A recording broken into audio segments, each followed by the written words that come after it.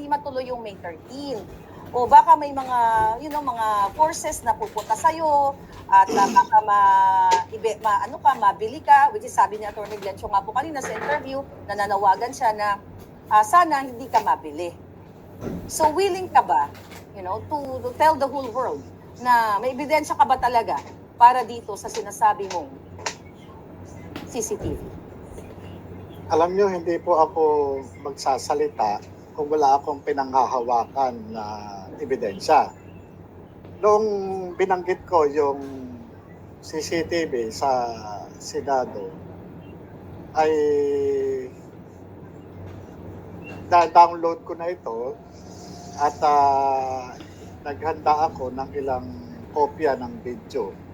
At sa katunayan, tinakpan ko binlog ko yung identity ng kaibigan ko at transcribe ko yung ilang mga dialogue para at least madali siya sana na maintindihan ng makakapanood nito. At ito pinapaalala ko sa lahat na ito ay kuha sa CCTV at hindi ito wiretap. Talagang alam naman nung kaibigan ko na may CCTV kami sa bahay, loob labas ng bahay. Kaya alam niya na anumang galaw o anuman talagang nakakapture. Ito naman kung handa ko itong ipakita. At kung hinihiling ng taong bayan, hindi ako mag-aatubili na ipakita. Pwede mo ipakita dito, sir? Kasi, baka baka magkaroon ng sa inyo eh. Baka magkaroon sa inyo ng, syempre, I'm worried of your life, okay? Kasi itong mga information na nakarating sa akin, A1 talaga na marami talagang gustong umareglo sa'yo. So sir, babasagin ka nila sa May 13. Hindi naman imposible yan eh. Pwedeng mo bang sabihin dito or ipakita sa amin kahit konti lang sa kahit konti lang. Sige po, para sa kapakanan ng taong bayan at ito po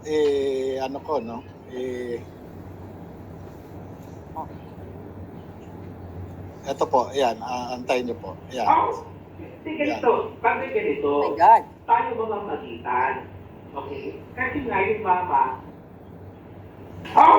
ganito, pag ganito, tayo mamamagitan. Okay? Kasi nga yung mama, Ayan. Ito po yung sandali po, ibabalik natin yung nangangamoy director, kumbaga, itong kaibigan ko, parang pagka nag-materialize itong negotiation na ito ay maaari siyang maging director sa isang government agency. Sir, teka lang ha. Sige, teka lang ha. Antalain muna kita. Sir, kayo po yan nakaupo? Ako po yung nakaupo na naka-stripe na blue na walang buhok. Okay. At ito po yung naka-blurred, ito po yung aking kaibigan na dati kong kasamahan sa trabaho. So, sa PIDEA. ayan. So yan po yung yan. Yan yung kaibigan mo na naka-blurred na yan. Tapos ikaw. Opo, So, ito yung dating taga-PIDEA. So, tinitignan ko po kasi sir yung date. That is May 1. May 1 po. May 1, 10, tapos 10:32. Ayan, yan. Okay. 10:32. 10:32. Ayan. Pwede nyo po i-play uli? Opo. Ito po.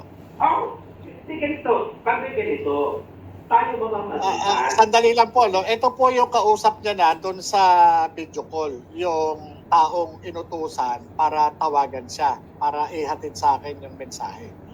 Ito po, tuloy po natin. Kasi nga yung mama,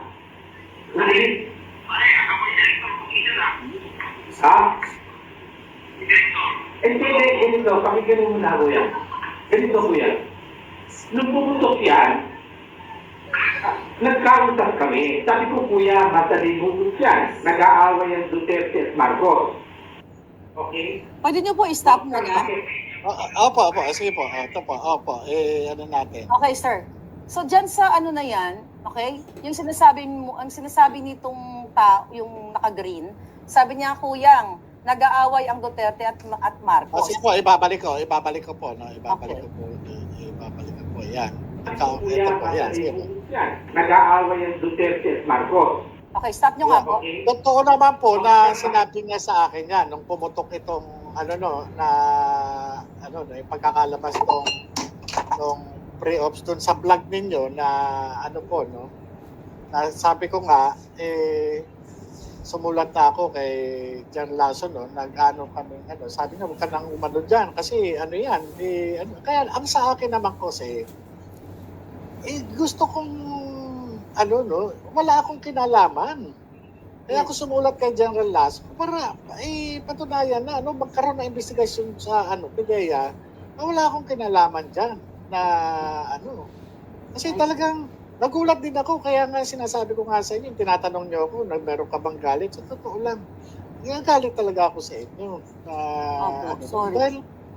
Dahil nga sabi ko illegal ito Hindi yung mga nasa likod na nagpadala sa inyo niyan, hindi man lang nila inisip na, tingnan nyo, sa halip na nagbistula akong suspect Nagbistula akong suspect sa Senado. Investigador lang ako.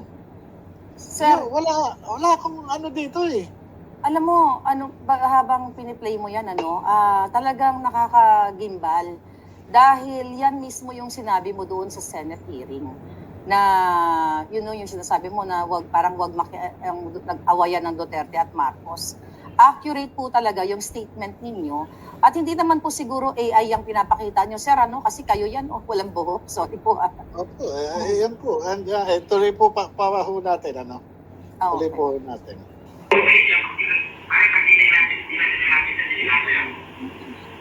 Kaya nga ganito, Padre. Ito naman pa rin. Ilapit natin ang konsepto tayo mamagitan ng pagpapit tayo dalawa. Una-una. Hindi. Pangalawa pa rin. Nasumunod sa lahat kung naging kanya. Sir, pwede mo i-stop? Opo. Kasi ito po yun, kung mapapansin nyo, sa una, parang ang dating, tinawagan itong kaibigan ko, hindi ko alam kung may previous na pag-uusap na sila, Parang ang dating, parang tutulungan ako na pero nung tumatagal yung pag-usap nila, nandun na yung sinasabi na papatayin ako, ganun Tapos, yung mga habang lumalalim na yung pag-uusap, pumapasok na yung pangalang James Kumar, pumapasok na yung Bombay, pumapasok na yung Lam, yung Lisa, pumapasok na na tinawagan siya nung gabi, yung nagsasalita doon sa video call, tinawagan siya nung gabi nung James Kumar, at yun nga, ang tinawagan din na ang kumausap doon sa kay James Kumar, yung Lam o yung Lisa. Kaya tingnan niyo yung nung una, parang nagpapanggap lang na tutulungan ako, pero yung pala, later on, Parang meron na silang pag-uusap. Meron na silang, ganun Parang, ganun sir, yung, sir, bago mo i-play parang yung video. pre-plan ito parang pre-plan itong na to, Kasi, yung dumating sa bahay, kasi ito yung may interview ako nito kay Attorney Roque, sa Grabe. yun yung Sir. tuloy po natin kung may tanong pa po ba Sir, kayo? wag mo muna tuloy, sir. Ganito. Ang question ko, sir, muna, Grabe, kinakabahan po ako habang nanonood ako, yung nakalagay, sumunod lang siya kung anong sasabihin sa kanya. 'Di ba? Sumunod lang siya. Ikaw to, 'di ba? Opo, Nasunod ako ka po yun. Sumunod lang. Kung man, ang instruction lang, parang sumunod ka lang na, parang, sabi ko, bakit, parang, talagang ganun ka, yung, kumbaga sa, may command Parang ito yung gusto nilang gawin sa akin na wag na lang ako kung ano sasabihin na, tumahimik ka, upo ka, ganyan. Ganun na lang ang mangyayari. Kasi, kaya nga sabi ko nga, ano ba to? Akala ko ba sinasabi nila hindi totoo yung yung dokumento. Akala ko ba sinasabi nila ganito? Akala ko ba sinasabi nila criminal ako? At may ganito. Yes, yun nga po eh. Kung ikaw ay nagsisinungaling, kung ikaw ay nag-umimbento ka lang, bakit may mga forces o may mga taong pumunta sa'yo para, ito na nga, napapanood namin, sir, na iba-bribe ka. Sir, pwede i-play nyo na po para... Sige po. Sige po. Ayan. Ano. Yun kuya, padre, no? Naiintindihan ko yun. Kaya uulitin ko, padre, yung mama, hindi niya ginusto ang sitwasyon niya. Hindi niya ginusto, padre. Never. Sinabi ko na pero kaya mo hawakan yan. Kaya mo siya hawakan. Kaya kong iparating yung mensahe. Pero yung sariling desisyon, Kasi huwag mo papagit ang pangalan. Huwag mo papagit ang kahit anong pangalan. kaya na. Ibig sabihin, padre, Madam. naintindihan. Sir, ayan. Ayan, sir. Ano yan? Opo. Okay. Pwede nyo po Binanggit po. Pwede nyo Ito po po, ibalik. balik natin, yung binanggit niya sila na, Okay. kasi nga, ang lumalabas nito, may previous conversation na sila, may previous conversation na sila na yung kasi kaya nga sinasabi na wag kang magbabanggit ng pangalan, kaya nga sabi nga nitong si Kuyang, marunong naman siyang humawak ng information. Kaya sabi niya, alam mo naman si Lam, alam mo naman. Ibig sabihin, alam mo naman si Lam, ibig sabihin, hindi basta-basta, no? Kumbaga sa pagka nagkamali ka, may pagkakalagyan ka. Wow. Yun po yun. So, okay. So, tuloy na po natin. Opo.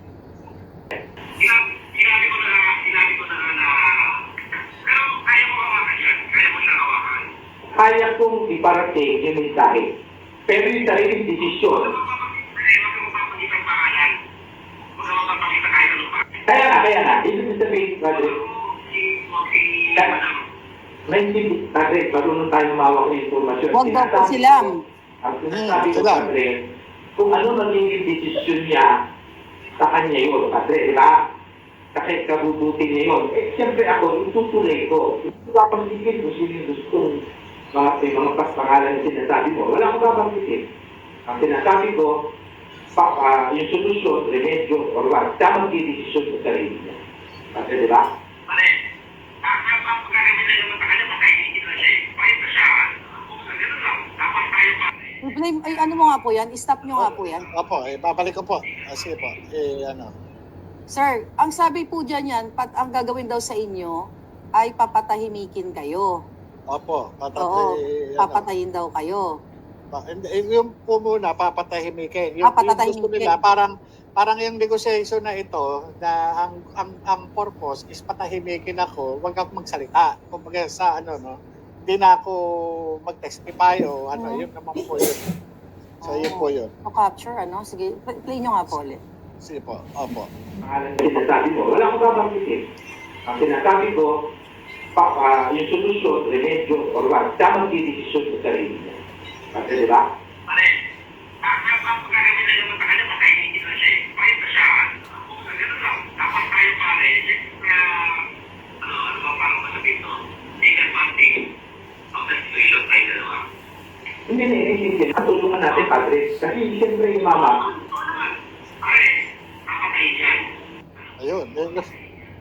Papatayin. Stop nyo nga po. Stop nyo nga po. Opo, ito po, opo. Okay. So, ayan, sabi niya, naririnig niyo po yan, nasa side kayo, tahimik lang kayo, di ba? Pare, Opo. sabi, papatayin yan. Oh my God.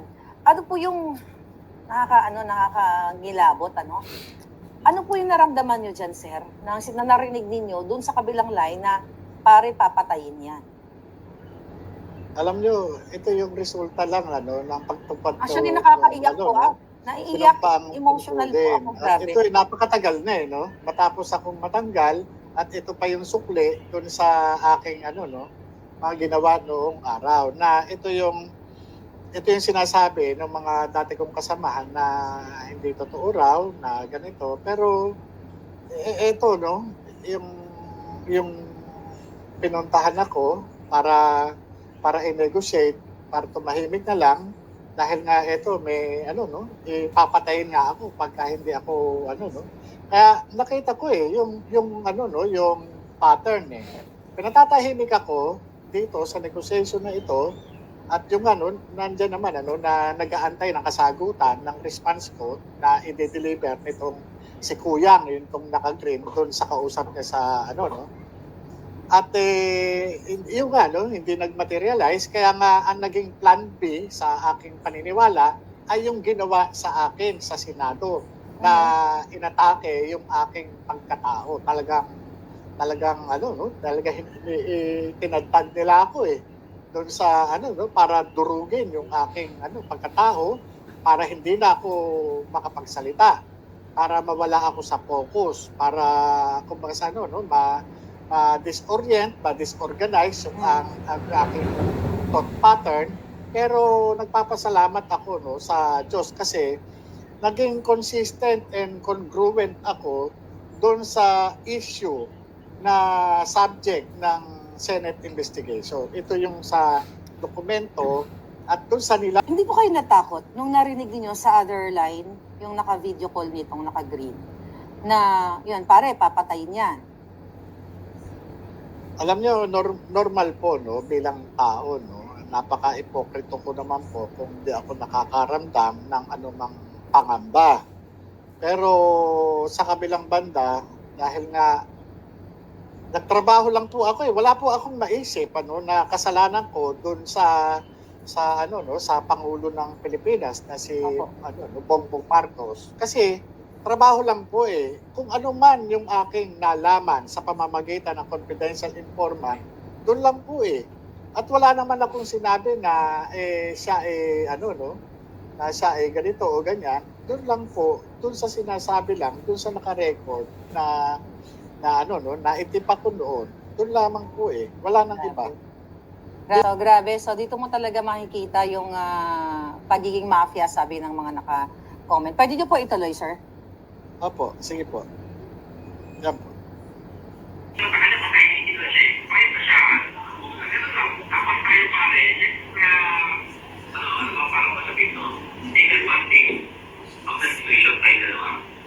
Hindi. Tulungan natin, Padre. Kasi siyempre yung mama.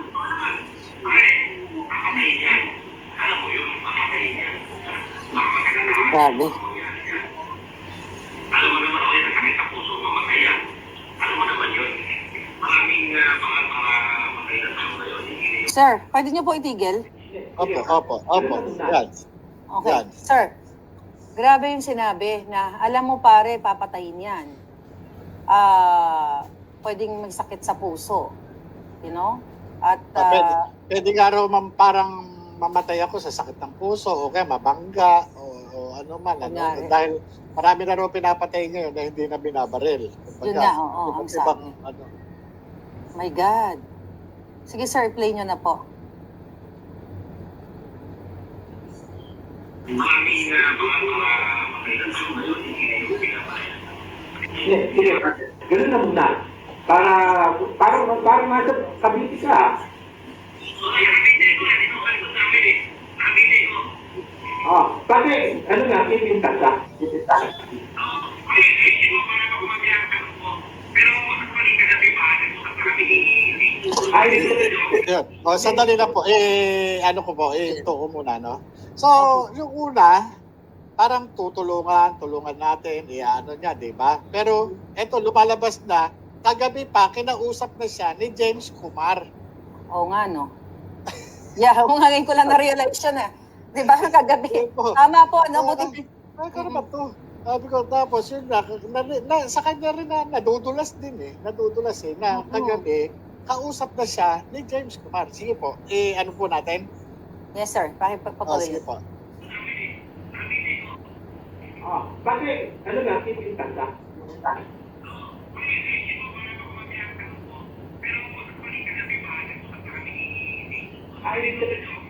Hindi, parang kilala ko. Ibig sabihin na tumawag si Lakala, KK.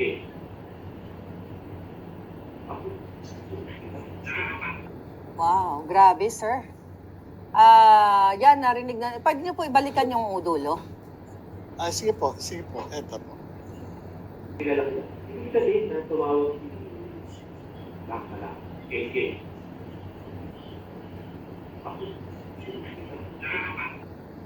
Sir, siguro bago tayo magtuloy-tuloy, kasi ang taong bayan nakikinig, naluluha sila sa iyo at naniniwala sila na totoong may CCTV.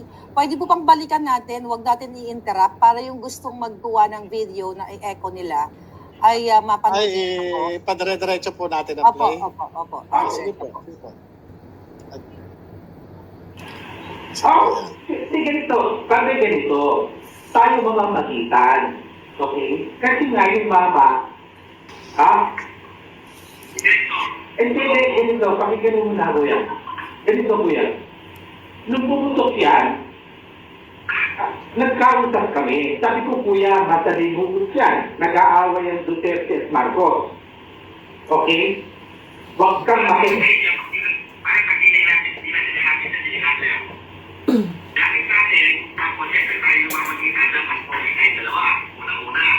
Hindi.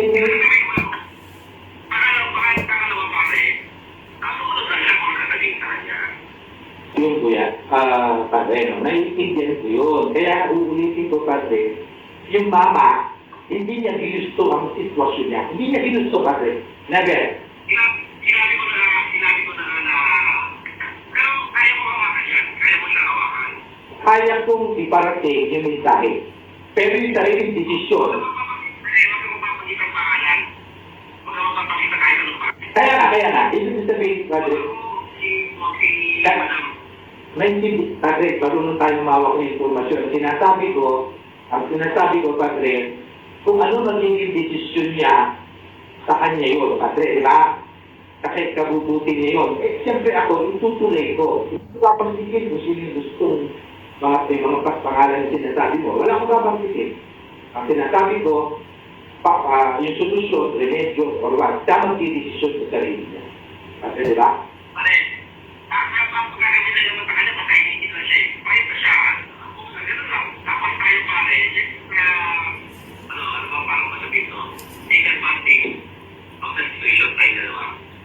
Hindi. Natulungan natin, padre. Kasi siyempre yung mama, Pare, kakatay niyan.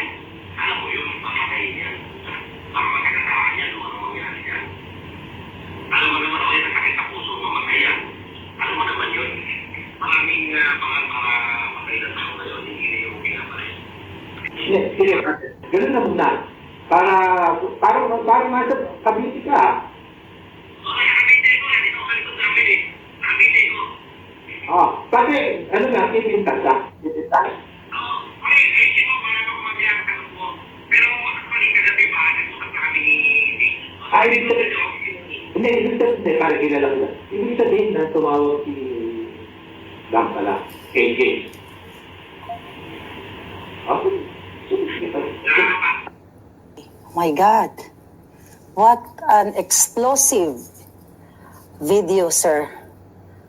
Oh my God, hindi makahinga yung mga tao na nanood. Alam niyo, kahit ako, parang naano ko. Nakakaiyak. I mean, Ito yung inabot ko, no? Ito yung resulta, no? Nung ginawa kong trabaho noong 2012 na makalipas ang mahigit isang dekada. Ito, no? Yung sa halip na tulungan ako ng gobyerno, sila pa yung mistulang umuusig sa akin. Na ang ano ko, no? Bakit ako pinupuntirya? Bakit itong mga sa halip na bakit ako pinupuntirya ng mga mambabatas na kasi kung gusto nilang malaman yung katotohanan, ito yung madali lang naman sa investigation makakapag-elicit ka ng information tungkol dito. Bakit may ganito? Bakit merong papatayin ako? Bakit ganito na patahimikin ako? Bakit Ayun, inaantay yung kasagutan. Nagkaroon nga kami ng mga series of conversation na gusto raw ako makausap nung James Kumar at sa labas daw. Pero sabi ko daw nakipag-usap sa labas at sabi ko dito lang sa bahay. So, allegedly pinarating at yung ang sabi nga baka raw tad na CCTV yung bahay. Kung baga sana talagang meron din silang mga pinag-iingatan na